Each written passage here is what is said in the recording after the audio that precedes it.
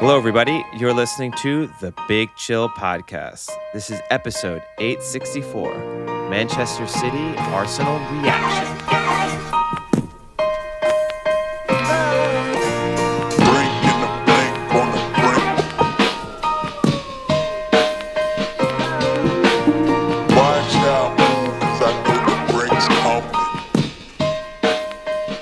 Hello, Big Chillians. Welcome back to the Big Chill Podcast. I'm Frank, joined with Eddie. Eddie, how's it going? Yeah, things are going pretty well. How are you? Doing all right. Had a rough night last night. I'll tell you in a sec, but obviously we don't ever preview what we're going to talk about, and I've gotten some feedback that people get upset that we go on our tangents and not say the topics we're going to talk about. So obviously we'll talk about the Arsenal and City matchup. Maybe a little Dexter Lawrence trade news for the Giants. I'm actually quite happy as a Giants fan, and we'll get into that. But yeah, first I wanted to say,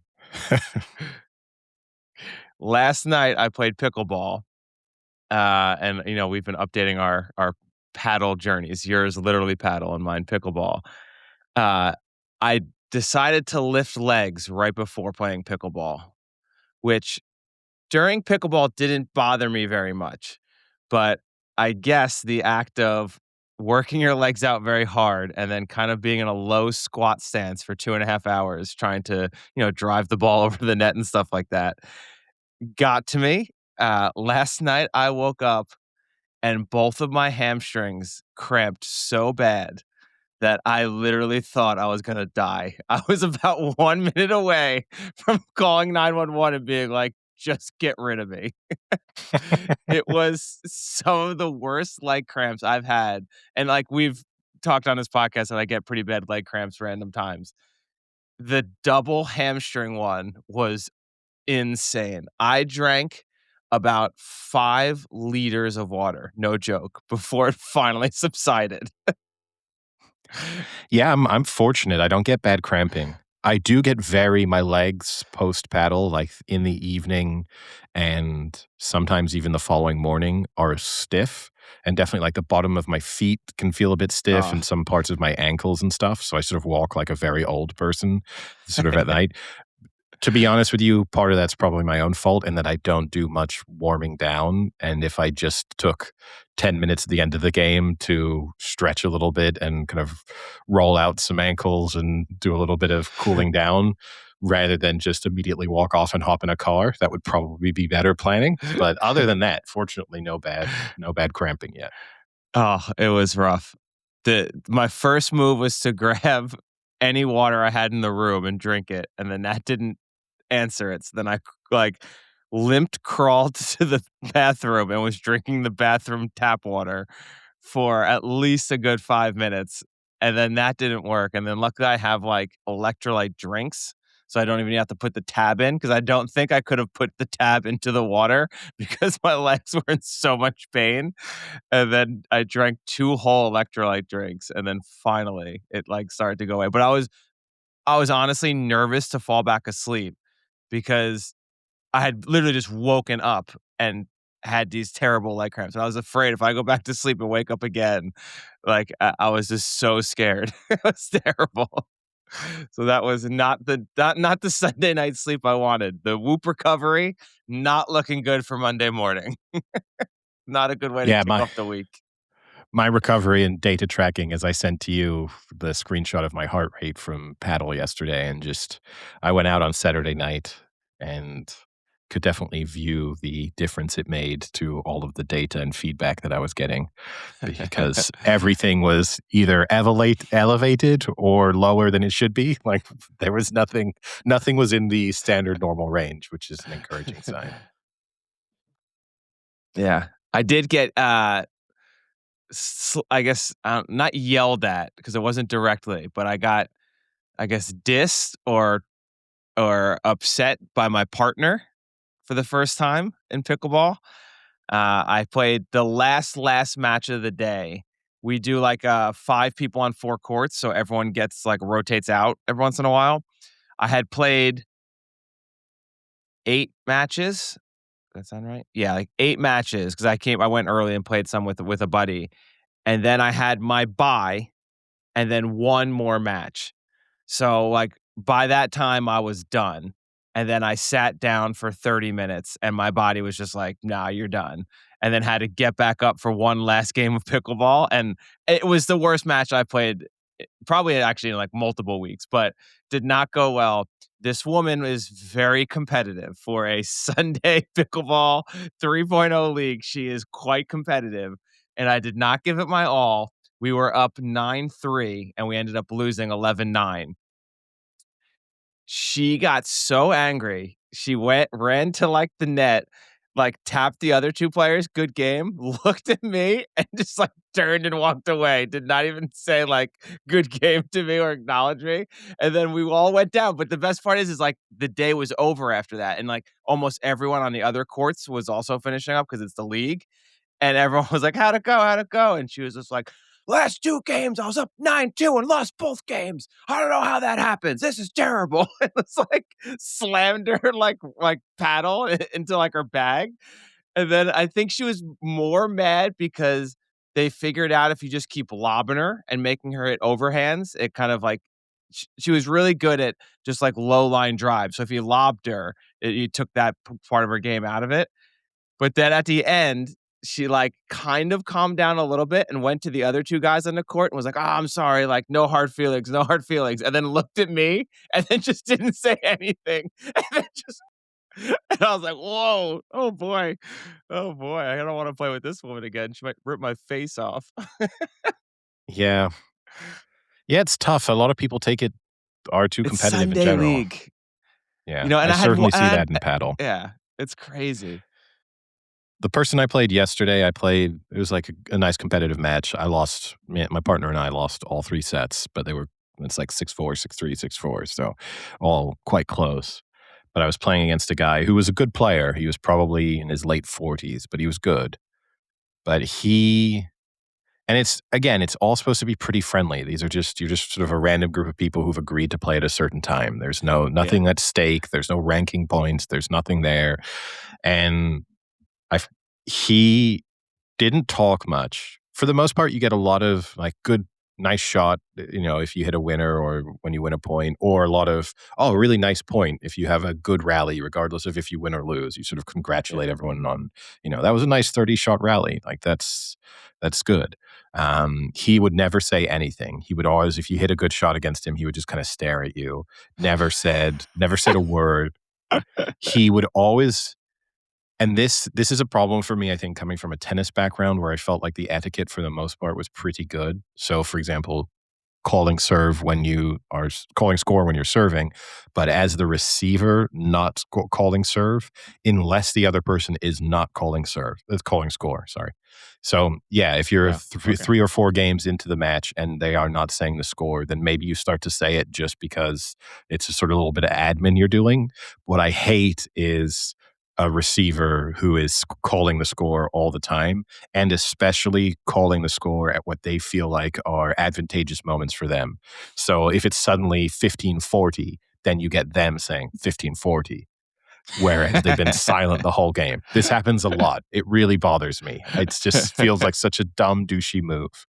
So he was doing that throughout the match, which I want to Do you comment think on, but it's so you don't think it's just because they've played matches where, like, the other team either, like, tries to cheat with the score or just can't remember the score, and that's just their way of just making sure we're all on the same page because there is no scoreboard?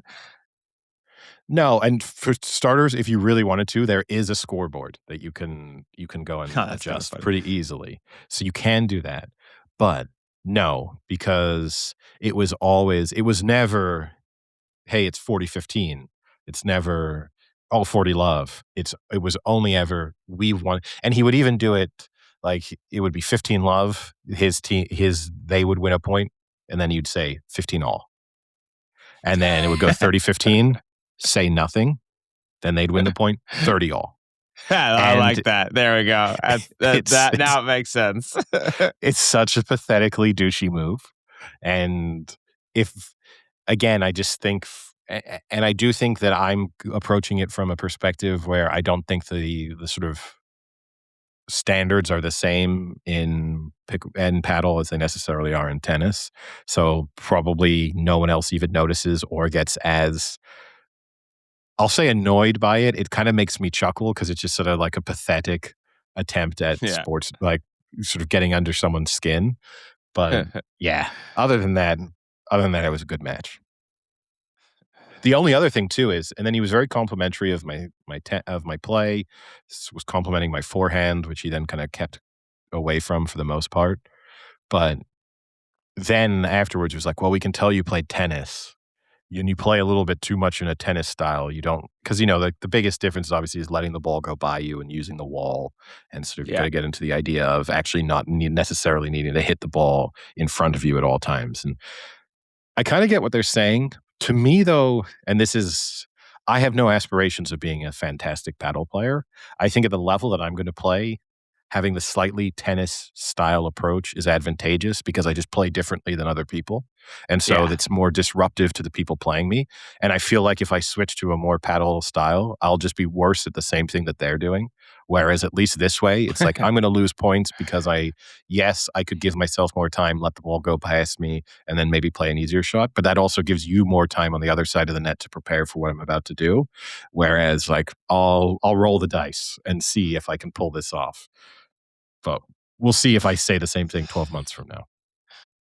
Now, speaking of rolling the dice, I guess we can move on to the Premier League title race, which is now pretty much even Stevens. Manchester City 3 points behind, but with a game in hand that they're playing again on Wednesday against Burnley. So a team destined for relegation.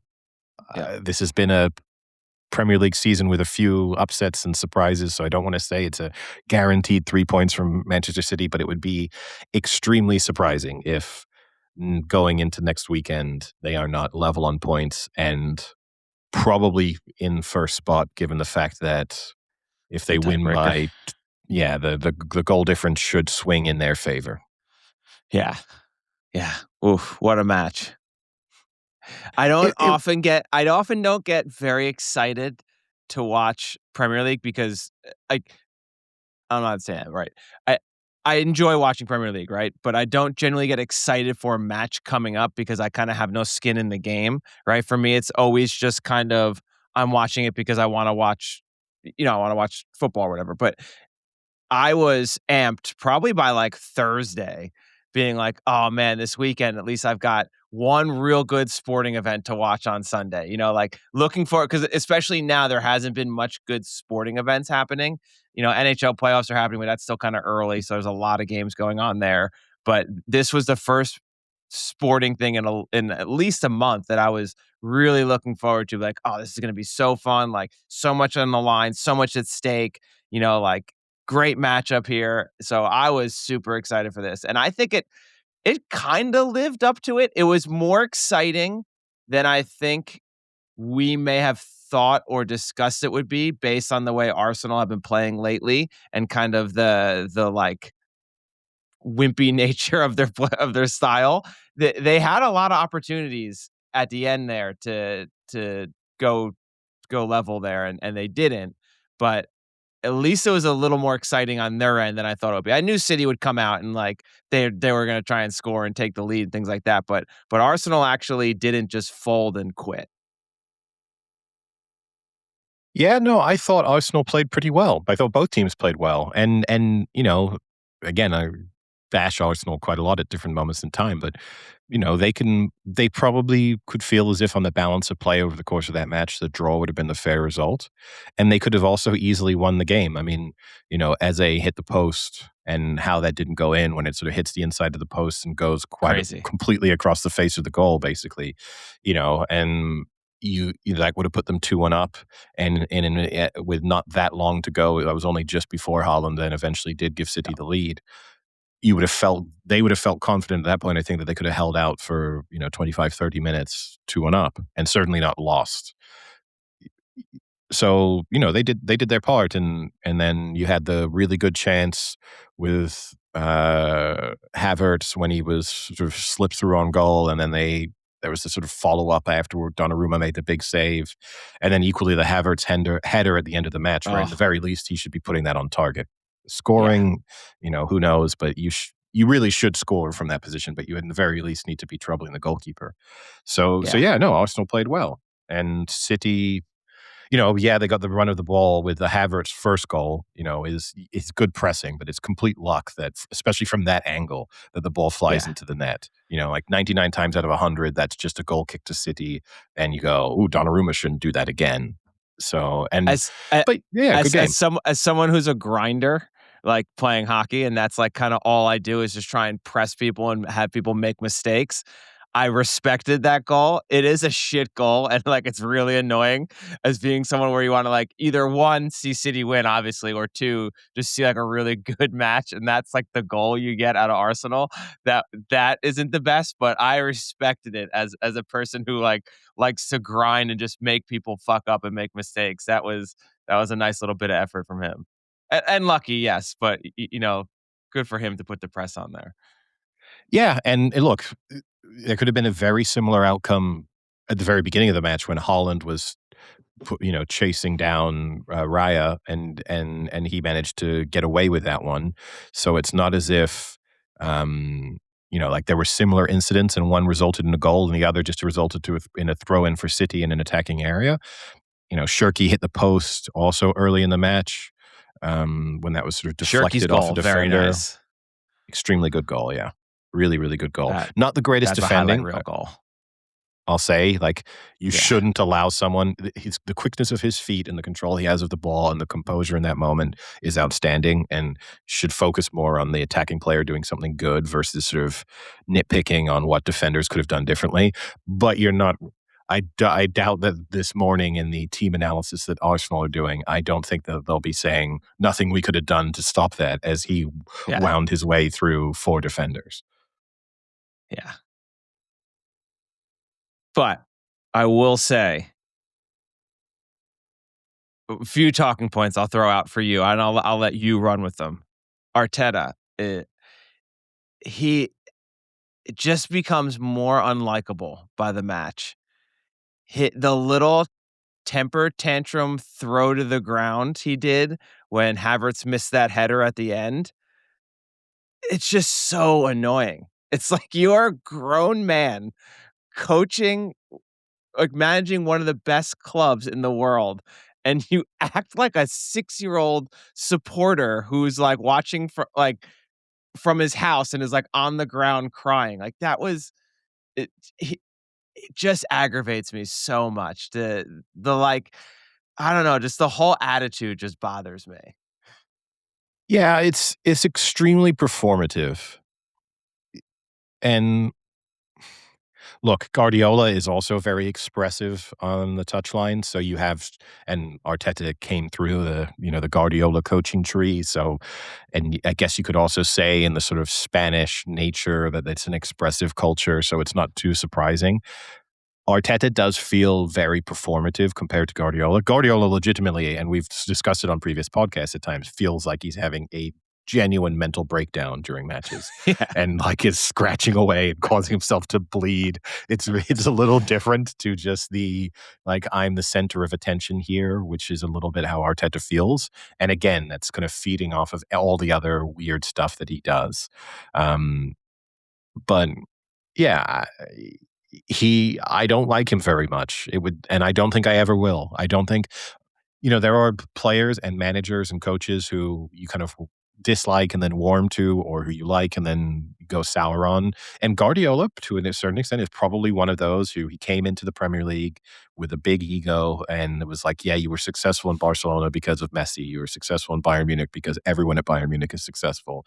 And now you're at Manchester City. And I kind of had a bit of skepticism as to whether his style would work. At times, I don't like the effect he's had on English football because of the paint by numbers approach that he sort of had and removal of individual skill. At the same time, as a personality, he's really grown on me. He does come across as like quite nice.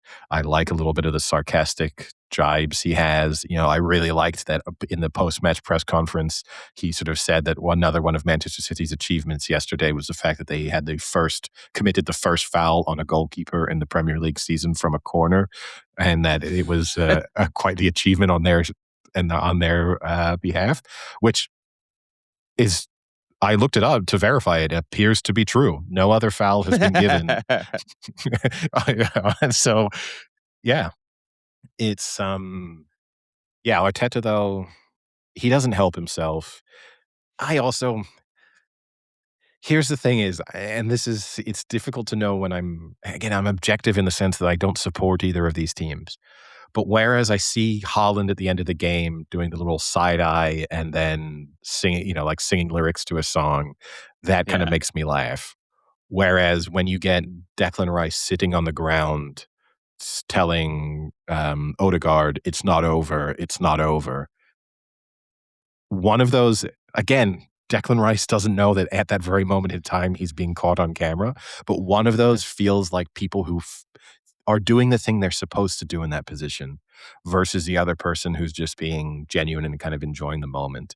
And my criticism of Arsenal as a whole, from Arteta on down, is the fact that it feels like they are consciously making every decision as to how they're supposed to behave and what they're supposed to do versus just sort of being themselves and getting on with it. Yeah. Yeah, and I think you might get some criticism for people kind of saying, like, "Well, what do you mean, like, it's like, he doesn't have a script of what he's gonna say, like, in a moment," and things like that. But, like, as someone who plays sports often, you kind of do sometimes go through not the motions, but, like, the sayings a little bit where it's almost not genuine, where, like, you're down 3 goals, like, you go to the bench and, you're trying to help your team and be like, "Come on, guys, like, they're not good. We've got this." But deep down, you're like, "I'm just saying this because I kinda have to say this, and, like, maybe I can boost my players, but I don't genuinely mean it." Like, it's not a spur of the moment saying or something like that. Like, it definitely happens even at, like, lower levels of sports. So, Yeah.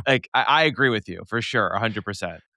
And look, lots of cliched things are cliched for a reason, and I'm not going to be critical. Like every manager, every coach, every player is going to say cliched things at times. And yes, I mean, you want to go into halftime losing and someone to say, "We can turn this around." It would be really depressing to go in at halftime and someone go, "It's game over, but we got to finish the game." So I don't know. It just, and again, I think that's what's getting in Arsenal's own way is this fact that they are playing the part of Premier League champions, whereas Manchester City are Premier League champions. And it is a very different experience and the confidence that flows through that. And yeah, there's things within that that, like Cherki is something of an acquired taste. He's definitely unique in terms of his personality. I think you have the really downside of that from a month or so ago when he was juggling the ball when they were beating Arsenal. He was on the touchline and did a few keepy uppies. That's not a good look. Yesterday, he scores a great goal and he celebrates kind of in front of the Arsenal fans, just standing there. It's a little Eric Cantonage. It's okay. I can live with it because you can have one player like that in a team. It's sort of, if you're a team full of them, then that's something different. But yeah, I don't know. The Arsenal players just, again, it's one step further along from what Guardiola has done, which is to remove a lot of the personality and style from the individuals. And Arteta seems to have just taken that to the nth degree. And I think they're suffering down the stretch where you maybe need someone to do something like what Cherki did yesterday and not be afraid to, like 9 times out of 10, he tries to beat the first defender, loses the ball, and everyone's moaning that he could have played a pass and why did he try and do it? But that's the difference. It could be the difference in the title race. Yeah. Yeah, so, I mean, we addressed the goals a little bit, we didn't address the potential red card. What are your thoughts on that situation? Yes. It's not really a play because it's after the play. Yeah, so Haaland and Gabriel sort of went head to head, which is, something that you see fairly frequently nowadays. And most of the time, yeah, that's just a booking for both players. I don't like either. Haaland, it was just as guilty in terms of instigating the initial sort of head contact as Gabriel was. But then Gabriel made a very clear forward movement that went from "we are sticking our heads against each other" to "I'm now trying to headbutt you." And I don't think I have ever seen that not result in a red card. And I kind of don't know what VAR is there for if it isn't for that purpose. And the immediate response to kind of in the commentary from Gary Neville and stuff was that Gabriel was lucky that Haaland didn't make more of it. Haaland Yeah. said the same thing in his post-match interview where he said he thinks if Dave's he'd gone to yeah. if he'd grabbed his nose or if he'd fallen over, that he thinks it's a red card. And he's probably right. And this is, to me, is the problem with the way that's then being officiated, because we then complain about players having kind of, acting and Yeah. throwing themselves on the ground and clutching their face. But if you officiate in a way that means that the only way you get the proper result is from doing that, then players are going to do that. You're incentivizing the thing we don't want. So yeah, to me, it's a clear red card, which, okay, in the end had no impact on the outcome of the match because City were winning 2-1 and it stayed 2-1 and they get the 3 points. But Gabriel would have been suspended for 3 matches in the remainder of the season. Yeah. That's a huge win for Arsenal that they have their best defender available for he's missing half of the remainder of the season if that happens. Like Newcastle going into the next match now, I'm sure would love to have Gabriel suspended.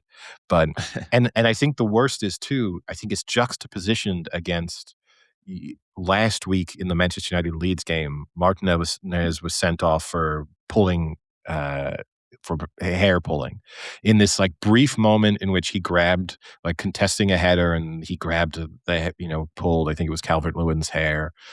And you could maybe argue that thought he was grabbing the back of his shirt. It's not really like a drastic hair pull. Again, should be punished. But that was an instance where you go, I don't think anyone thinks this feels like a red card. Meanwhile, I think everyone watching the Gabriel thing goes, that looks like a red card to me. Yeah. And yeah, it needs to be fixed. And I don't know what the video referee is doing, if not for stepping in there and saying you should be sending that player off. Yeah, I 100% agree with you with the fact that you don't want to see more flopping in football, especially in the Premier League. You don't want people to over exaggerate injuries and cards and things like that. And then you have the exact play where someone doesn't when they normally would, and you're right, like it results in not getting a red card. Whereas if he had just faked that he like half broke his nose, but then 20 seconds later his nose miraculously looks fine, it's a red card. And that to me is so stupid. Like just officiate the motion, the gesture, the movement, the intent, and not the real or fake outcome. I mean, you saw that and it was clear. And if you didn't see it at first, you're right. I think that's what VAR is for. Like that exact instance of, all right, he did something. Let me go see what he did. Oh, he tried to headbutt him. Oh, that's a red card. Like if Yeah. he got him or not. Like it's so simple, and I don't understand it. Yeah, I mean, I as soon as I saw it live, and yeah, okay, you can give the on-field referee a little bit of the benefit of the doubt that you sort of miss it. I don't really know how you'd really have missed that because he's already called, he's given a foul and he's sort of Maybe he went to his book. maybe, He but was there's writing. also the linesman there who one of them should probably have also seen that and then, said, hold on a second, I think there's a headbutt. Feels strange. I don't think it was a poorly officiated match. I don't think it was the best. That Gabriel versus Haaland battle was going on the entire match. It was sort of fun Yeah. to watch. There was also the ridiculous moment where Gabriel literally pulled Haaland's undershirt off of him, and that was sort of also okay. I think, and I'm okay with the sort of, they're both going at each other, so they're grabbing each other, pulling each other. We don't want a foul to be called every time, one way or the other every time City get into the Arsenal half. But it was I don't know how that's not a red card. And that to me is an example of where Gabriel should face suspension post-match. He can't be because it was dealt with in the match. So because he was given a yellow card, they can't retroactively suspend him. But he should be suspended. Like that shouldn't be something that and again, I don't want Arsenal fans to talk about how they don't get the rub of the green because this is a clear example, Yeah. And they love to do this. Oh, City get this call, we don't get that call, blah, blah, blah, blah, blah. Okay, now you have a clear example there of where I'm fairly confident that every other example that we will have seen of that over the course of this season would have resulted in a red card. Yeah. And I have to say, Gabriel, to me, it does not look good coming out of that match. I think it was a good battle, but I think Haaland kind of had the much better outcome of those battles. I think for the most part, he pretty much overpowered him. And Gabriel's a great defender, and I'm not he's playing one of the best, strikers in the world right now in that match. But Haaland came out on top almost every time, and every time Gabriel would, like, complain when he was the one who was, like, trying to pull Haaland down, but then Haaland would just overpower him and still get the ball, and then Gabriel would complain. It's like, "Just shut up, you're getting outplayed. Stop trying to be the annoying one in the concept as well." Like, it was so bothersome to watch. Even on Haaland's goal, he tries to rip Haaland down, and Haaland still, like, comes in and kicks it and scores, and then he's complaining that, like, Haaland did something to him. It's like, "Are you fucking out of your mind? Like, shut the fuck up." And then you see this, like, he obviously clearly was just getting the crap beat out of him all match and then tried to headbutt. Like, it's a terrible look for, what is normally a great defender and just kinda had a tough match, but, I think Yeah. that was just a really bad look for him.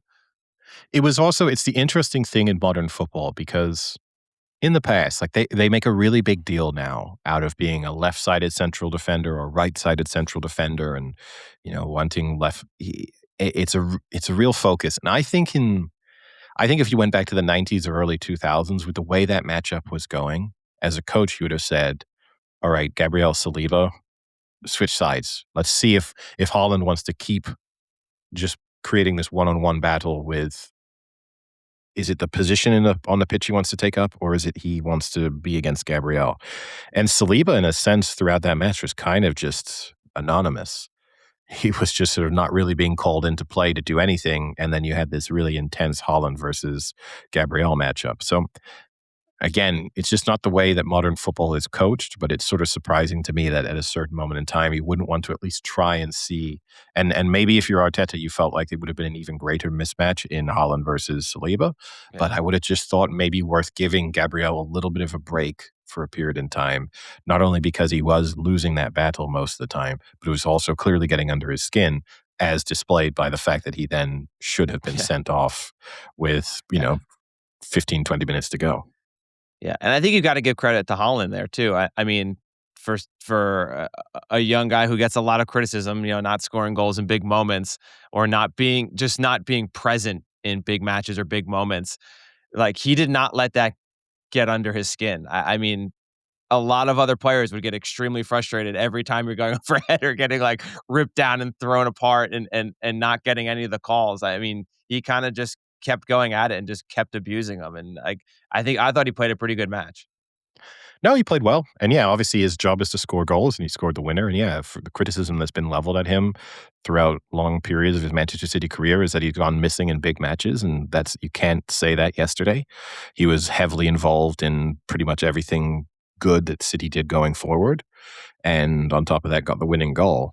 So yeah, and look, whatever criticism you want to say, and he's very old school in terms of his style of play and being happy having that physical battle, which is again I quite enjoy watching because you just see so little of that nowadays. But also, he is extremely memeable in terms of like I don't know if I can think of a player who's come up who has more of these sort of like iconic meme moments. That side eye is going to get turned into like a GIF that's going to be used forever now. He has the meditation celebration that was like a big deal for a long time. The stay humble stuff that he had. Like he's very good at capturing these sort of small iconic moments that can be reused and repurposed. But yeah, we'll see. But you look at it. We can speak, I guess, quickly about the title run, and it's still advantage Arsenal, and obviously they have the points on the board. Which down the stretch in a title run, you'd rather be 3 points ahead than 3 points behind with a game in hand, regardless of the fact that Yeah. Manchester City are playing a relatively weak opposition in that game in hand, and overall advantage Arsenal in terms of the opponents that they have. They've got Newcastle and Fulham at home left, West Ham away, Burnley home, Crystal Palace away. Yeah, we saw against Bournemouth they could slip up anywhere, but realistically, you feel like Newcastle, who are in free fall at the moment anyway, but that's the biggest test. And I'm it's hard to I look at mean, that and think they're not winning all of those. they've got 4 points from their last 6 matches, though. Like, is anything off the table or on the No, table, however you want to it say isn't, it? and the pressure is going to only increase, and you're going to find yourself with like at least in a couple of those matches, they're going to find themselves 10, 15 minutes to go, either level or only winning by one goal, and sort of really feeling the pressure there, and Well, you know what they especially say, if Eddie? Pressure makes diamonds. and especially if Manchester City kind of lay down a gauntlet, go out on Wednesday, beat Burnley by several goals, and sort of really put themselves in a goal difference advantage. If on Wednesday City beat Burnley 4 or 5 goals, which is possible, then you start to think like, okay, Arsenal now need to think points advantage rather than a possible goal difference advantage. But City have Burnley away, Everton away, Brentford at home, Bournemouth away, Crystal Palace home, Aston Villa home. You know, those like none of those are really easy fixtures. You expect them to win all of those, but Aston Villa at home is a really tough one on the final day of the season. That's that's not the opponent you want when you may need to win.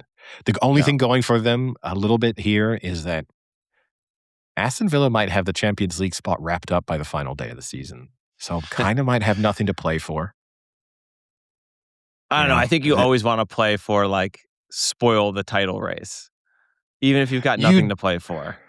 I'm sure you will. This assumes though that maybe players you go aren't from as like opinionated. 70 to 85%.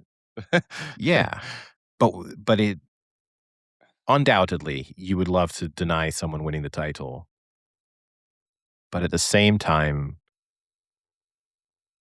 you would say you definitely don't want to get injured. You're going to be, there's a World Cup coming up.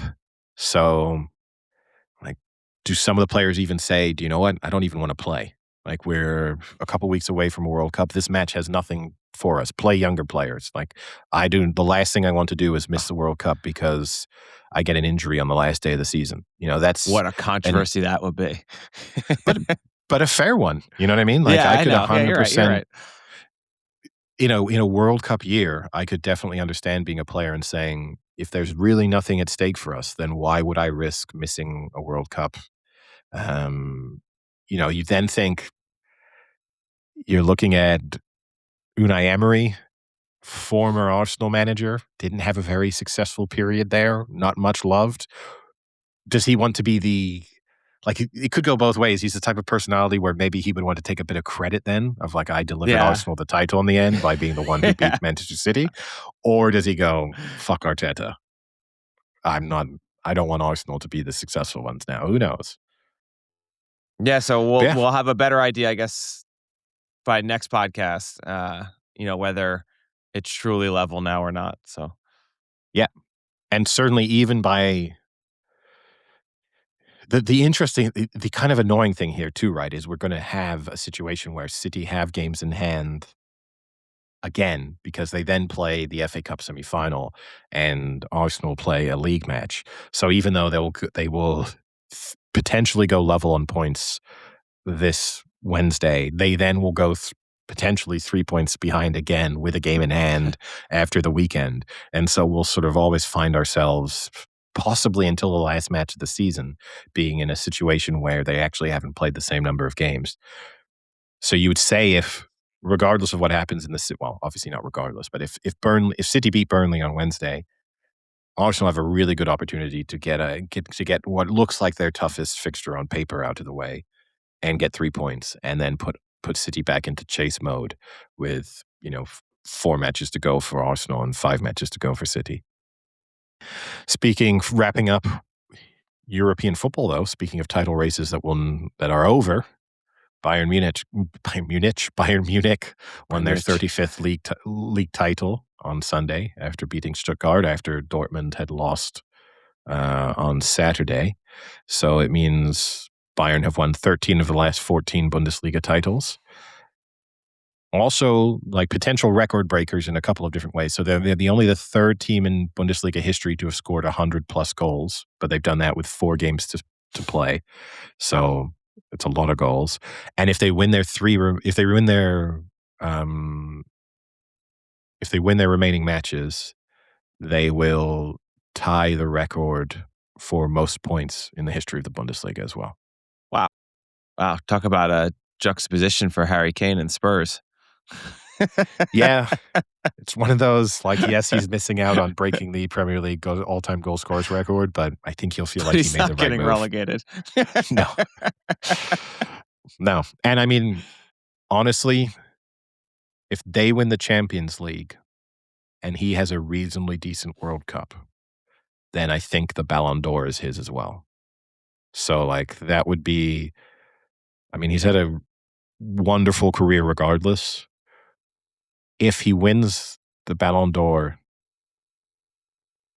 Oh and the boy. Champions League, I can see it in your eyes. Here comes a big statement. I think he then Here it becomes he then possibly becomes the Say it. greatest ever English player in modern history. There it is. There it is. Oh, don't give me that asterisk. Don't give me modern history asterisk. Well, you kind of do, because obviously England won the World Cup in 1966, and there's lots of great players from that period, and it's hard to say that you could surpass them without winning a World Cup, or certainly without winning a major trophy for England. However, if he's accomplished all of that on the domestic side of things, plus good international success, Golden Boot winner, made it to major finals with England. I don't know who in the last sort of 30 years, 40 years of English football you could realistically put ahead of him based on that. But it would be an interesting debate. I'm sure there'll be listeners who are immediately How's that sound, Ollie? I'm sure there are listeners. Yeah. Friend of the podcast, Ollie, who famously hates Harry Kane. But I'm sure there are listeners who are immediately listing off, 5 or 6 players and talking about players who won far more than Harry Kane has won, and who did so without having to go to Bayern Munich in order to win things. But I think when you combine winning things plus his individual impact, which has been undeniable, and in a sense, I think his impact is only further cemented by the drop-off that we've seen with Spurs since he has left. Like, I know they won a European trophy last season, but realistically, the league form has completely fallen apart without him. And it's impossible to imagine that Spurs would be where they are now if Harry Kane had been playing for them. Yeah. Oh, yeah. Anything else European football related? I don't think so. I think that's the major talking points. I mean, PSG lost last night, and that means that the Ligue title race is sort of competitive. I don't think there's too much to worry about, but it makes things a little bit more interesting, especially obviously with their Champions League semifinal coming up. So they've got lots of big matches to play, but I think they'll be okay in the league. Well, if we switch then to American football, we have the NFL draft coming up very quickly. And the New York Giants have made a trade. And this is the first time I feel like in a while now that I'm starting to like some of these moves. So they've traded Dexter Lawrence, who was one of the best nose tackles in the game, to the Cincinnati Bengals for the number 10 pick, which to me is just insane. I understand that Dexter Lawrence means a lot to the Giants. It's kind of like a minier version of Saquon Barkley type trade here, or not trade, but getting rid of Saquon. The difference here, though, for me is Dexter Lawrence has regressed a good amount these last 2 years. So 3-4 seasons ago, he was definitively the number 1 D tackle in the NFL. I mean, every stat would tell you that. Every analyst would tell you that. Every player on the field would tell you that. The last 2 years, he has gone down. So 2 years ago, he dropped in every aspect of the game. And then last year, he played even worse. And now you can say maybe he's injured. Maybe he doesn't care about playing on a team that ultimately wins 4 games a season. But I don't think that's true. I think you still want to be the best you can be out there. And he's getting older. He is more injured. He's not as good as he was. And to get a top 10 draft pick out of this, I think is a steal for the Giants. And he did not want to play. He requested a trade because negotiations on his contract weren't going so great. So he was requesting a trade. And to have NFL teams know that and still get a top 10 pick out of it, I think is a great move by the Giants front office here. And I don't dislike it one bit. Yeah, I I'm seem fine with it. Obviously, the long term analysis of any trade like this is like who ends up being the pick, because if they pick, a future Pro Bowler, then you can say the Giants won. If it turns into a player who's off the team in 2 years, then it doesn't look so good. I don't think trade analysis should be done that way because the draft comes with so many unknowns. And I agree with you. This feels like an okay move. Also, realistically, I know the Giants were good at periods last year, but they're in a rebuilding phase around a young core.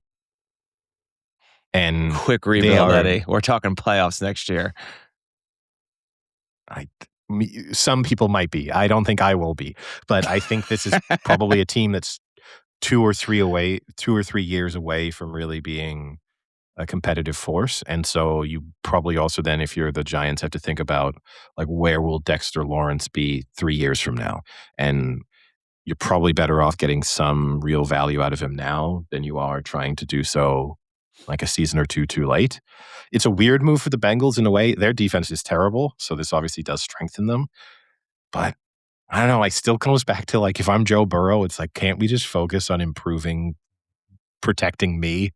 Like, Oh, a D tackle. Did you yeah, guys not realize he's not an offensive tackle? You saw tackle and you got excited? yeah. Like, I'm not sure. Yes, their defense, especially early in the season, was just atrocious, and they lost games because they couldn't stop a team from moving the ball at any moment in time. So this helps there. But realistically, they're kind of built to be sort of like that, but with the focus on keeping their quarterback, like keeping Joe Burrow healthy for an entire season. I don't know. I so I think of the two teams, I would be happier if I'm the Giants. I think it's, Yeah. but as I said, yeah, it will depend a little bit on who they draft with the pick that they got. Yeah. With indications being it could be Jeremiah Love now. Because if they have two picks, they're willing to not waste, that's not the right word, but they're willing to use one to get a running back, which in previous years would be risky to use a top draft pick. I don't love that idea. I still don't think it's worth taking running backs. We look at some of the Plus, previous you've running already backs. got Scadaboo. Like, what's why would you possibly need another running back? Isn't You Scadaboo know, like eating his own cast on live stream or something? I don't know what he's doing. He makes headlines for not believing in Oh, CTEs, not believing in concussions. I mean, it's yeah, maybe that's why Lawrence wanted out. To be honest with you, I don't. If I saw the conversations that must be going on in the locker room on that Giants team, I think I think I would also be requesting a trade. uh, Like, yeah. what's Oh, where do you think? I don't know much about Dexter Lawrence in terms of as a person, so I don't know what he oh, he's got some necessarily has his controversy on him interests. too. I know I He has saw some he, speculation surrounding maybe interest some. in girls who are too young, but then I Well, also heard that a there's lot of the been some screenshots texts of out. those have been edited. Okay. So it's unclear. I don't want to have too strong of an Yeah. opinion when some of the I have seen the screenshots, but I've also read that the screenshots are not uh, accurate. I Let's say, I have to say I've seen the screenshots and I've read the screenshots and one of the other issues is I can't at times understand what he's even trying to say. yeah, Like, how are yeah, I people agree with you. so bad at texting? Like, I had to I read don't this, know. like, I had to read some of them like 3 or 4 times to be like, "What the fuck is this text saying?" It's a Yeah. text. It auto corrects for the correct word 9 times out of 10. Like, what the Well, hell? These don't make not when sense. you're that far off. Like Ooh. there's autocorrect can only do so much. Also, too, like I think it's more to the point. When you text something and you go, "How did autocorrect adjust to that?" It's because of people like Dexter Lawrence. Yeah. It's this algorithm desperately trying to make sense of what's being fed into it to train it, and then it's got someone who's just sort of spewing nonsense in every message that they send. So yeah, It's crazy. Now, in other news, just to make you really happy, it's been a while. I suppose we have to acknowledge the fact that it looks like Live Golf might be on its last legs because it appears that the Saudi, the investment fund is pulling. They've had enough, I guess, a combination of sort of macroeconomic factors and putting pressure on them in terms of rising, supply chain issues and the rising costs that from the various wars that are impacting them, and just the fact that Live Golf doesn't appear to be developing in any major way. It looks as if the ride is over. Live Golf have said that they will complete this season, and I saw their chairman or CEO who came out and spoke very positively about it's business as usual. What a success and the it's plans been. are, yeah. And that, nothing has changed, and that all this means is that perhaps they have to seek further investment or investment from other sources, which is not unusual. It's the type of thing that a sort of startup, which they still call themselves, has to do. But yeah, I think this might be it. Well, I mean, is it kind of mission accomplished for the investment fund? I mean, they kind of infiltrated their way into the PGA Tour, no? Maybe, but I guess Hey, you know not what? Maybe really. maybe they're doing the Michael Scott move, where he's just gonna keep starting new paper companies. Maybe. Maybe. And to me, that's the real mistake that they made, is if they'd and this is a problem ultimately with all of the way that the Saudi money and a lot of Middle Eastern money gets deployed, is it's not a long-term vision, even though they claim it always is that it's, let's just throw a lot of money really fast at a really big problem and not do anything that's either sustainable or really that likable. And that actually, if they went about, like, if their goal was to build an alternative to the PGA or in other sports, an alternative to the ATP tour, stuff like that, then yeah, start building a sort of smaller grassroots tournament where you don't need superstars. You try and get future superstars and you try and fix the real problems that exist within those leagues and those sports. But instead, it's like, well, if we do that, no one's going to show up for a while. So we better overpay a bunch of stars to come and also play at the same time, which not only means that we don't actually create the real opportunity and platform for those younger players, because we just sort of position a league as being, where a few slightly past their best, big names come to go through the motions every week. But it also means that you're then beholden to those big names because you need them desperately to stay. And obviously, I'm sure part of the reason why the Saudis are pulling the plug is the fact that they are losing some of those big names as well. And they probably see the writing on the wall that, other than Deschambault, who seems like he got very unhappy. They played the tournament in Mexico City. He complained about the conditions. He missed a putt and went viral for just sort of his disbelieving response to missing a putt. And then he withdrew from the tournament early. So, yeah, I think everyone else is probably planning their exit. What I would like to know is if, like, they all got their money in full already, or whether this was like when they No, I got think they did given. because don't don't you remember, like, they would do, like, screenshots of, like, 50 million just dropped into the bank account? Like, I'm pretty sure No, they got sure, them in but some of them full. were promised hundreds of millions, right? So was it 50 million a year for 8 years, which is still outrageous, right? It's just a guaranteed salary, or was it, you know, hey, lump sum, you're good to go. I do agree with you. It appears, because no one speaks about the fact that they need to hang around for any period of time, and they've Yeah. renegotiated also. They're on like second deals and stuff, so it feels like it was just a lump sum. But yeah, it's just kind of strange to me. And I guess if you're a player, like, is this almost the perfect win? You kind of just went away for a little bit. You didn't miss out on too much. You got a huge paycheck. Like, if you're John Rahm, is this not the perfect opportunity to, like, return to the ATP? You didn't really miss anything. You won the Ryder Cup, so you sort of still got to experience the thing that seemingly means the most to them. But you're $400 million richer as you return to the Unreal. same. Yeah. And I know Well, he's at the moment refusing to do what the DP World Tour want him to do. He's happy to pay the fine that I think they, are requiring that he pays, and he's happy to play in the tournaments. But I think they are tried to add an extra tournament in, and also tried to tell him specifically which tournaments he would have to go to, and he's not happy about that. Because you then saw the bizarre thing this weekend, which was Brooks Koepka was sort of just sat there hoping that there was a withdrawal so that he could sneak into the RBC yeah, Heritage, the but didn't get heritage. in the end. Well, this is not actually, Eddie, the only sport that this could be an issue for. I don't know if you saw, but the Fanatics Flag Football League, the one with Tom Brady and Gronk and all of them, the Saudi investment has said they might pull out of that because it was supposed to be the next match was, I guess, supposed to be in Saudi Arabia.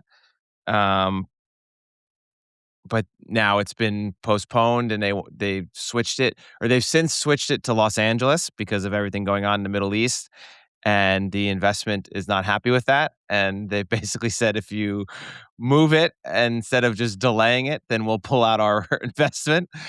So it could be a quick end for the Fanatics Flag Football, which was able to attract a bunch of high profile people because similarly they were throwing large sums of money at them to get them to play. But let's see what happens when they have to play for $50,000. Is Gronk going to be as excited to go out there? I don't know. Yeah, and look, you could maybe think they saw the first tournament, which should have had a lukewarm reception, and then to a large degree, the fact that the flag football players then also did better than the pros. I think if you're them, you might respond to that being like, "This might be dead in the water." Like because there's no way for us, unless we really believe that flag football is the future in terms of people really being passionate about this sport. If the pros can't come in and compete, then we have to make stars out of these unknown guys. And that's that's the same reason that all of these other NFL rival leagues have always failed, is that, that's incredibly difficult to do. So yeah, I don't know. It's weird. I listened to a podcast where the guy was talking about how he bought tickets for the Olympics flag football. I can't understand why that would be on the list of Olympic. It's probably fun to Of, watch. but to me, if I go to the Olympics, I want to go to sort of somewhat iconic Olympic events and really get to Well, maybe he's going to a experience. bunch. He is, but all of the list was a little bit confusing. Well, maybe he's And just a weird I guy don't know. then. He probably is. But you know what I mean? Like, and again, I would just encourage this. You've been to the Olympics, what, twice? I've been to the Olympics Yes. once. I do think to get the most out of, like, for most people, you will probably only go to one Olympics when it's in a sort of convenient location for you. I think you should attempt to get like a true Olympic experience by then attending events that are true Olympic events. That if you just go to, like, I mean, yes, I went to a football match when the Olympics were in Paris because the tickets were really cheap. It wasn't that much fun. Like, I wouldn't encourage someone to go and watch Olympic football in the future. It was still a nice thing to do. I don't regret going, but I would regret going if that had been the only Olympic event I had gone to. Yeah. Yeah, I mean, I think at least they'll be like high scoring and kind of back and forth. So I guess that aspect of it's kind of fun. But I think you need to go to at least to like a track and field day, sit in the track Yeah, stadium, watch some something. finals. Gymnastics, swimming, archery, something that, like, where for those people it's the biggest thing they're ever going to do. Go to one of those. Like, I think, and the only way I would just say that, otherwise, hey, especially because it's in LA, you can go to other flag football events pretty easily. Like, this is, and Yeah. if you're not going to the Fanatics flag football event now, then why are you going to go and see the Olympics? That would be Because they my just want to question. support America, not the Yeah, Saudis. I guess so. Speaking of swimming, Eddie, there was a tipping point question just popped in my head. Let's see if you can get this one real quick. In both the individual medley and the team medley, what is the last leg in swimming? What style? Freestyle? Yeah, Freestyle.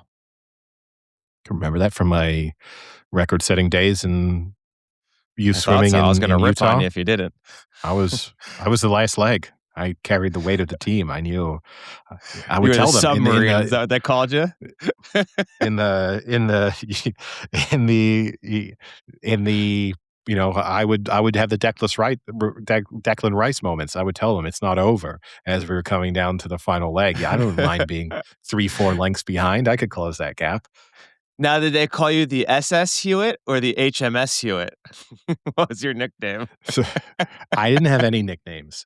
Did they lean on your English heritage? I will tell you that this just to make you chuckle. On a couple Old of occasions, Ironsides. a mother of another child in my relay team, because I did freestyle. Individually, I competed in freestyle and butterfly, and then I did do the IM for a little bit, but my breaststroke was not good enough to be competitive in the IM. And then I did do like the team relays, both the pure freestyle relay and then the traditional relay. And she would make like signs for every member of the relay, like different things to like support when it was your leg. She'd have like a little sign that she would hold up and stuff. Mine was always just Hewitt can do it. That was my. What are you, like the little engine that could? Guess so. I like HMS Hewitt. Sporting wise, other than that, not too much to discuss, I suppose. NBA playoffs are underway. NHL playoffs are underway too, right? This will be the real test for you because, I read the odd article about the NHL, and the consensus seems to be that the Minnesota Wild are one of the two best teams possibly in the NHL at the moment. And they're hot. They've got a shot. The problem is that they've got a very tough first round draw here against the Dallas Stars. If they can get past the Stars, then they'll have to play the Avalanche, which will be just as difficult. But like that's the problem is this the draw they have is so tough. But they've got a shot, and they looked good Saturday. They dominated the first game Saturday and won super easily, super convincingly in Dallas. So good start for them. We'll see. Yeah, this will be a good test of the Duca curse. Yeah, joint fifth favorites in the betting odds at the moment. Colorado is, relatively speaking, a fairly heavy favorite, but yeah, they're doing okay. All right, should we move on to TV, movies, popular culture? We can do that. Yeah, so I guess the big talking point I didn't mention at the beginning of the podcast was the Pit season finale. Yeah, season 2 of the Pit has concluded. What do you think? Spoilers ahead, I guess we should say. If you haven't watched the season finale, you're going to get majorly spoiled. The thing I'll say about the Pit is, for the most part, there's no real spoilers, right? Like it kind of just happens. Like no one dies, nothing too dramatic happens. You're not really able to spoil, and especially I guess I would say from season finale is like not that eventful. You just sort of, and again, premise-wise, I guess that's the point. It's just a day in a hospital. I know I have been reading a little bit. I've been on the Pit subreddit. I've been reading some reviews and articles. There's been quite a bit of backlash to this season as a whole. I think one of the biggest points of criticism that I suppose I agree with is season 1 was the episodes were 60 minutes. And season 2, the episodes are 40, 43 minutes because they adjusted it from being a pure streaming experience to now being aired on television, and they have to adjust for the commercial breaks. Yeah, annoying. And there is a theory that a lot of stuff was edited out, that they still planned for episodes being 60 minutes and then had to cut stuff. And because you have a lot of actors saying, hey, there were parts of my scenes that I filmed that didn't appear, or even some actors who were saying ahead of time, like, I'll have a really big part to play in like the second half of the season. And then as the second half of the season aired, they didn't really feature much.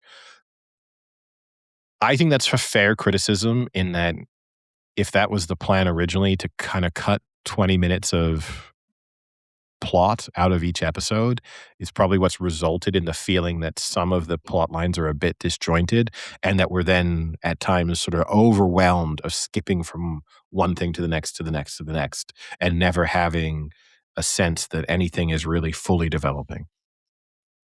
Yeah, no, I agree, and I hate when they do that stuff when it's like we have to cut it now because of, whatever it is, commercials or whatever. Like just season 1 worked so well, why do you change things? And that's kind of what pissed me off a little. Because I've also heard that, and I've heard that they've cut a lot of the scenes out that would, like, kinda make more sense as to, like, why one character is acting this way or that way, is 'cause, "Oh, we missed 1 or 2 scenes of a previous interaction," or something like that. I have to say this season, some of the storylines that I feel like, again, we've talked about this before, this season, they tried to Grey's Anatomy it a tiny bit more. They tried to put a little more drama into it, and I don't think it worked, and I don't really understand it. So one of the major ones, I think, was Dr. Al-Hashimi. I don't really understand that entire character arc at all. Like, the whole arc was she comes in, Robbie is very suspicious of whether she's a good doctor and whether she can do it or not. Maybe because he's sexist, maybe because he's racist, I don't know. Like, you could have gotten an idea of like, oh, maybe we're seeing a side of Robbie that, isn't in a good side. But then it turns out that for He's right. no for no reason of like what he originally thought, he's actually right, and that she is kind of really putting a lot of people at risk, like practicing as a doctor when she shouldn't, and maybe even like driving even when she shouldn't be, so she actually turns out to be a bad person. Like, I don't understand that. Like, what was the point of that whole character? Yeah, and again, and maybe this is where the stuff being edited out, to kinda just drop that at the end of the finale and then just have it just be, I mean, okay, you could say it's a good setup for season 3, but it really isn't a good setup for season 3 because whilst they've I spoken think about she's the fact gone. that, but even if she isn't gone, they've spoken about the fact that they want the seasons to now appear slightly closer to each other. But The next one will be Thanksgiving. but you're still months apart, so theoretically, all of this is resolved. It's sort of the Langdon situation where you have this drama, but then by the time you return for the next season, it's sort of kinda done, and Yeah. so you're not setting up some cliffhanger. Like, all that probably happens is at some point in season 3 someone goes, "Whatever happened to Al Hashimi?" And I'll be like, "Oh, she's back, working, at some clinic in, Philadelphia now, just helping out." Like, it was more her pace of like, you know, Yeah.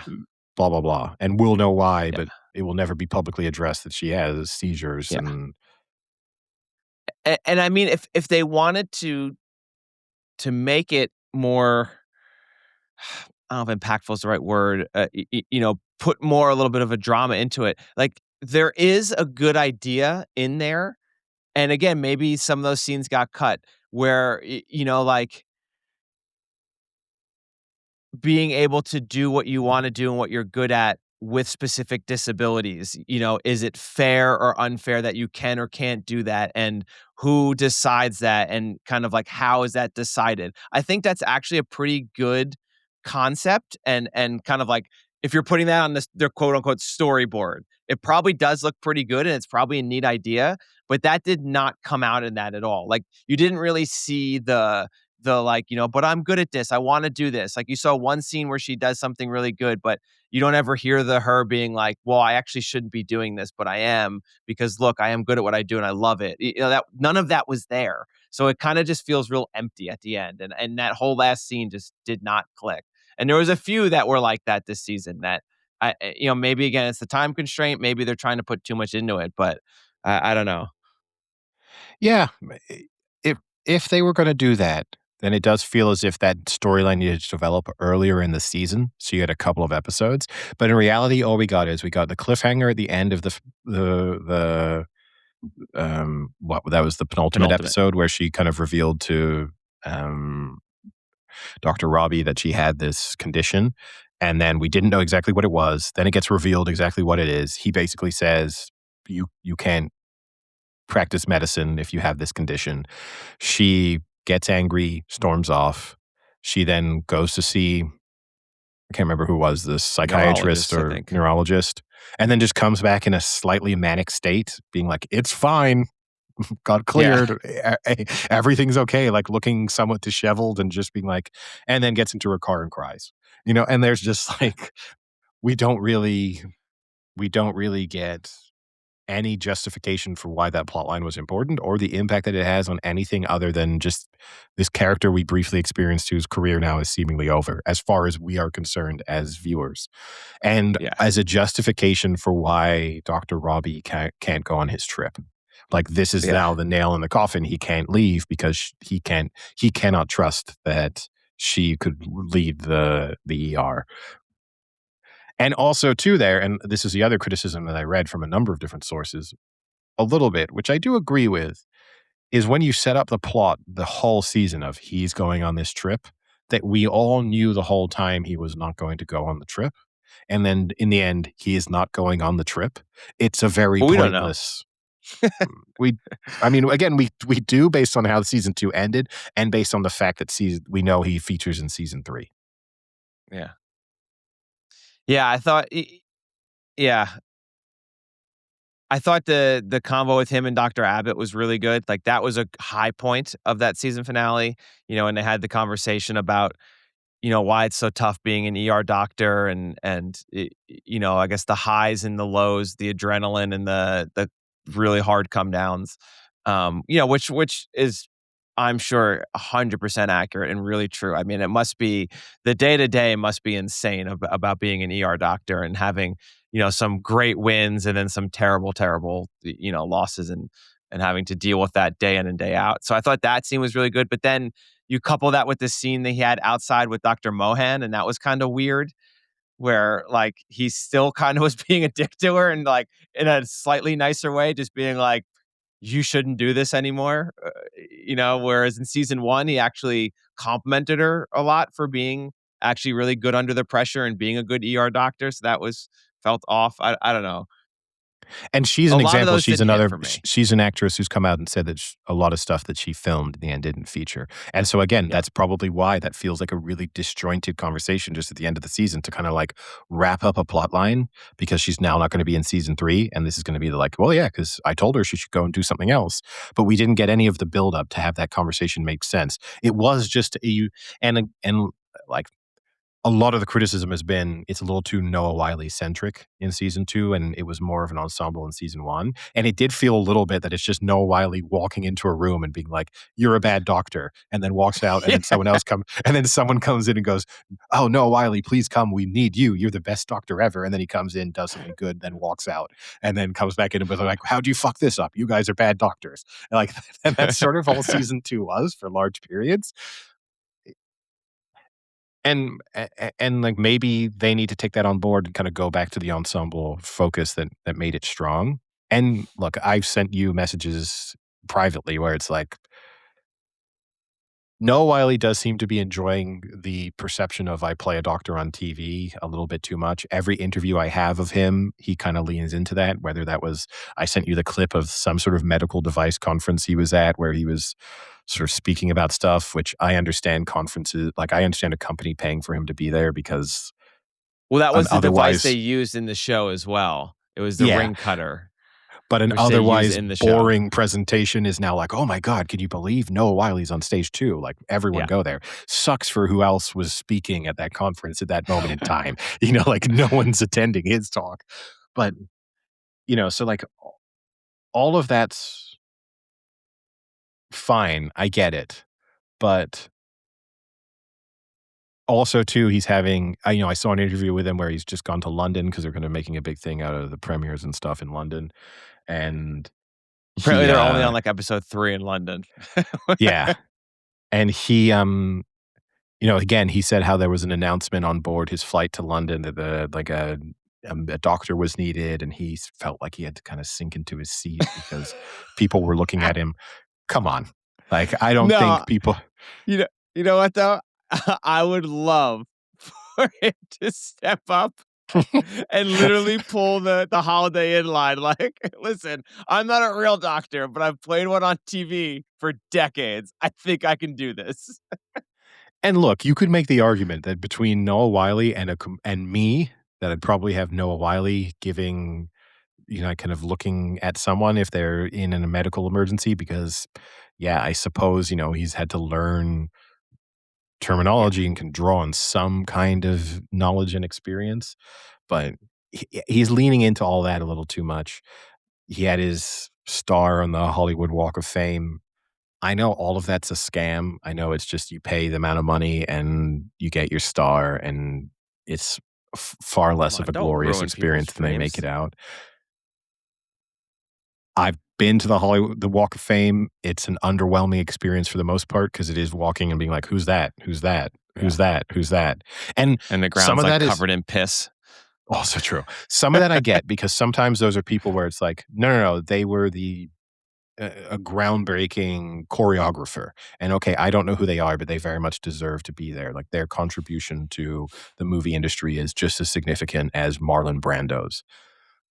I don't think Noah Wyle should be on the Hollywood Walk of Fame. I liked ER. I really like The Pit. He's been in like 4 other things that are even remotely notable. If we're setting the bar at Noah Wyle, it's a pretty low bar for like if I try and think of that in a sports perspective, that means like Jimmy Garoppolo is a Hall of Famer because he started in the Super No. Bowl. Started in the Super Bowl. No. You don't think who's the NFL comparison of Noah Wyle? Man, put me on a spot here. So someone who's had 2 slightly good runs as a supporting actor. Well, Odell Beckham. one very good run as a supporting actor, and maybe you could argue sort of kind of a lead within ER once Clooney and stuff had gone. And then The Pit, he's the leading star, right? Like it's especially at this point, it's a Noah Wyle vehicle. It's You much think more that than Jimmy Garoppolo. I mean, you have to think of someone who's like had a few good seasons actually playing, not like had like a 6 games started. well, he's a little bit, but you're underselling the Jimmy G thing there. Odell Beckham Jr. is too big of a. Are we that's sure? very yeah. Because Noah Wiley's won Emmys, hasn't he? yeah, what does that mean? I mean, that means he was. Lots of I don't people know. win Emmys. He's won 1, 2, 3, 4, 5. He's won 6 Emmys. Oh no, sorry. He's been nominated. He won his first. So For nominated what, 6 The times, Pit? won 1. The Pit, yeah. And what were his Emmy nominations for? Supporting actor for ER. And then The for Pit 6 years. lead, And then The Pit lead outstanding actor. lead. Yeah. And then also he won it for the drama series. Or like Yeah. he as a kind of gets producer. he gets credit and Creator. Yeah. I agree with you though. I think you're underselling his comparison, but I do agree with you that like then if he's got his Walk of Fame, how does like Steve Carell not have it? Yeah, I don't think Steve Carell should either. But Steve But you know what Carell I has mean? had a Like better Steve Carell career has than Noah more. Wile's. Noah Yes. Wyle. Yes. How does John Hamm not have it? Yeah, I mean, I guess Mad Men is a bigger thing, but John Hamm shouldn't have one either. I also don't know if John Hamm, for all we know, both Steve Carell and John Hamm have one. But here's the other thing too: is I think you're also overselling the Hollywood Walk of Fame. I'm not overselling it, and then I'm saying it's an underwhelming experience, and you literally just pay the money. Like if you're an actor and you pay whatever it is, $70,000, and you have to get nominations, I think, but you can kind of with any reasonable support, you can get the nominations that you need, and you can literally pay the money yourself. How many stars do you think are on the Hollywood Walk of Fame as of March 2026? 1,200. 2,830. Okay.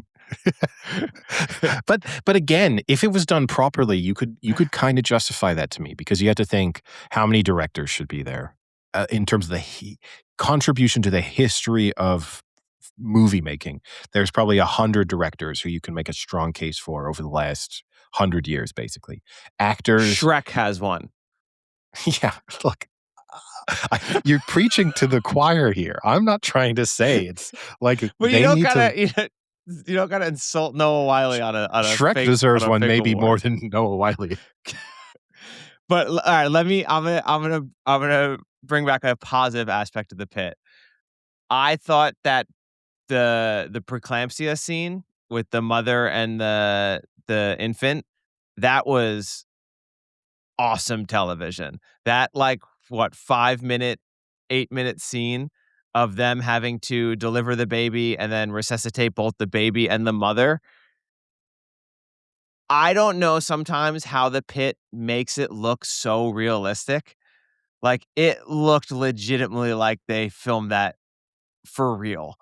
Like, in every way, like, the actual, like, procedure aspect of it, like, the special effects, visual effects of that were so great.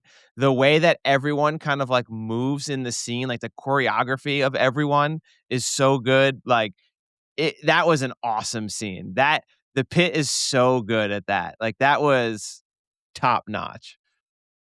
Yeah, I mean, I don't know. I'm not an ER doctor, so it's hard for me to praise the realistic nature. You know what I mean? I've watched people talk about it. They've all I said it's spot on.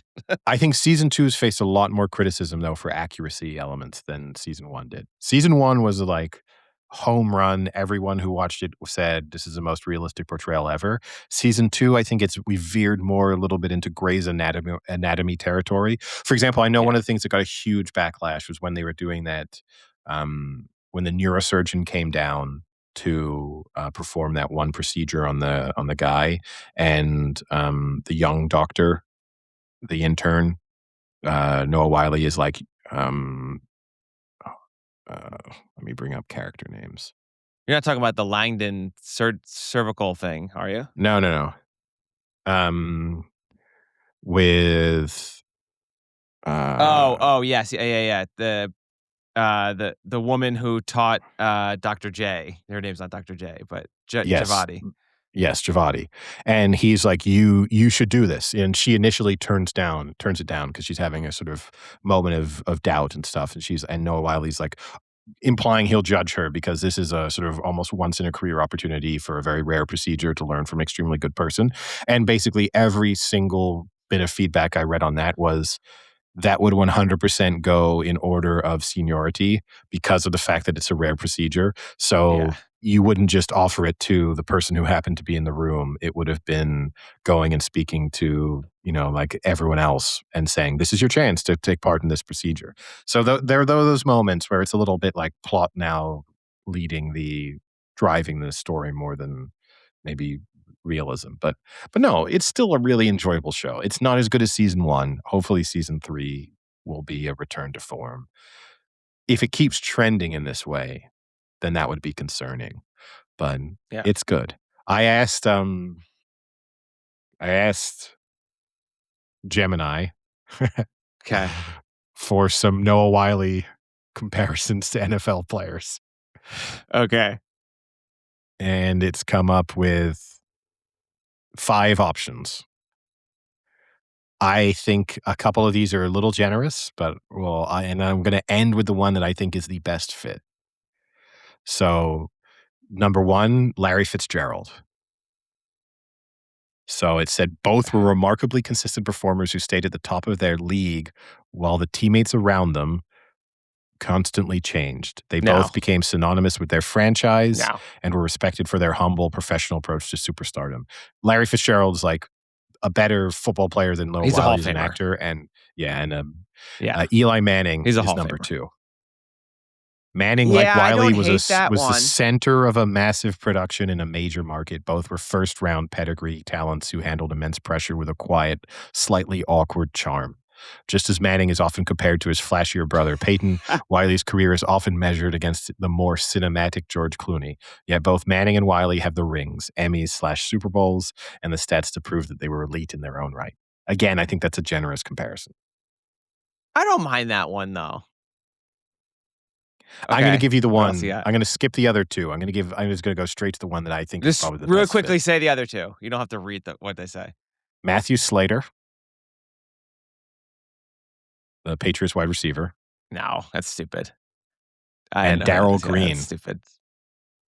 Darryl Green is in the Washington Redskins player? Yes. But I'm going to tell you Who it this. was? It This was is the the Redskins when the Redskins. yeah. I'm going to tell you that I came up with one who I think is the most accurate, which is You Alex or Smith. Gemini? Gemini, Alex Smith. Oh, Alex Smith is a good one. That's Alex a good Smith. one. Two different teams, was good on both the teams. Yeah, I like the Well, Alex Smith. That's a pretty good one. yeah. Always like outshone slightly by other people on the team. Never really the true star in some ways, but a good, reliable performer, likable person, quiet and humble as well. Like even in terms of personality wise, you could probably draw some parallels. I think that's like the only thing you would say with Alex Smith is he's a high draft pick. Like he's What like about the Sam Darnold? because he won a Super Bowl now. That's way too But big. he's won an Emmy. It's not the Lead same. actor Emmy. Lead actor Emmy. If he wins an Oscar, he can talk about Super Bowl But wins. he's a TV actor. Exactly. You can't win an Oscar. He's a TV actor.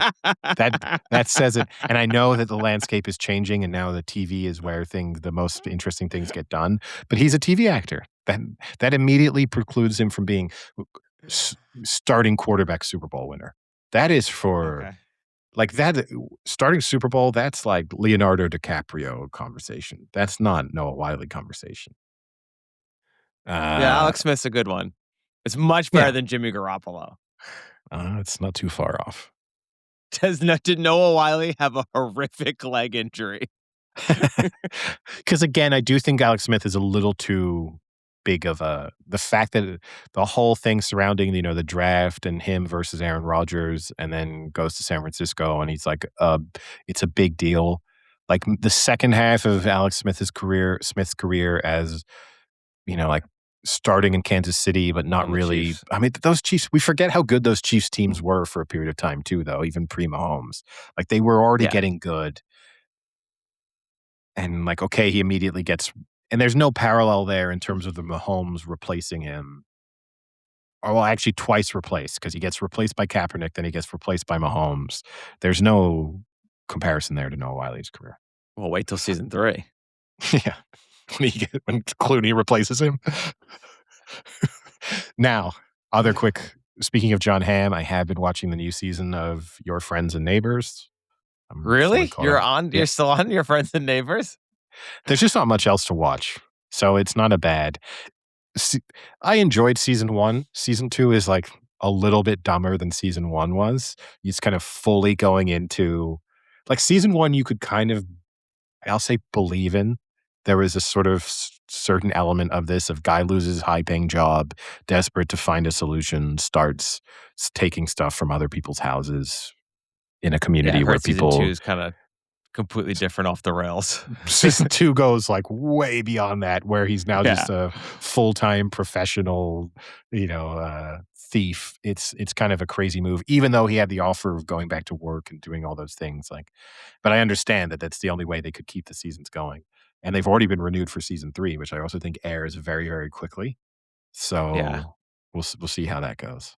And the new season of From, which I know that I previously mentioned to you, the show that's kind of like Lost. Yeah, that aired last week. You at some point should watch From. It's both incredibly bad, but also quite entertaining. I would highly recommend to listeners to give it a go. I don't even. It's called From? Oh, I see it. It's called From. The name is not easy in terms of like Googling it and finding it. I mean, the problem is the main actor it's tough for me. Yeah. Because I just dislike him so much from Lost. You'll probably dislike him in this too. Good. Yeah, I started let's see, the new season, the final season of The Boys started. I've been kind of watching that a little bit. Um, Euphoria, new season started. I love to hate watch that. I have not watched episode 2 yet. That just came out last night. And we're just about finishing Fallout season 2. We are like literally limping through Fallout. Yeah, season 2 of Fallout was not as enjoyable as season 1, Yeah. but it is good. It's still a decent show. It's entertaining. I'll give it that. It's an entertaining show. Like, you can pick a lot of holes in a lot of things, but I mean, Yeah, but I'm it's sure not. you really can, because it's like it's based off of a video game, and it's like I don't know where they're going with half the plot lines, but it's still kind of fun. It's entertaining. Like, you just put it on Yeah, and you and enjoy the it. acting's good. And I will say the CGI and the way the overall world looks is extremely Yeah, impressive. Like, with you like the never have robots that and stuff. moment of like looking at something and being like, "That looks really stupidly fake." Like, Yeah. yes, there's a certain feel to the world, so it doesn't look real, but it looks real within the setting in which it exists. Yeah, yeah, I agree. All right, anything else? No, I think that's about it. All right, well, with that, we'll wrap it up and call it a day. Sounds good. All right, talk to you later. See ya. Cheerio.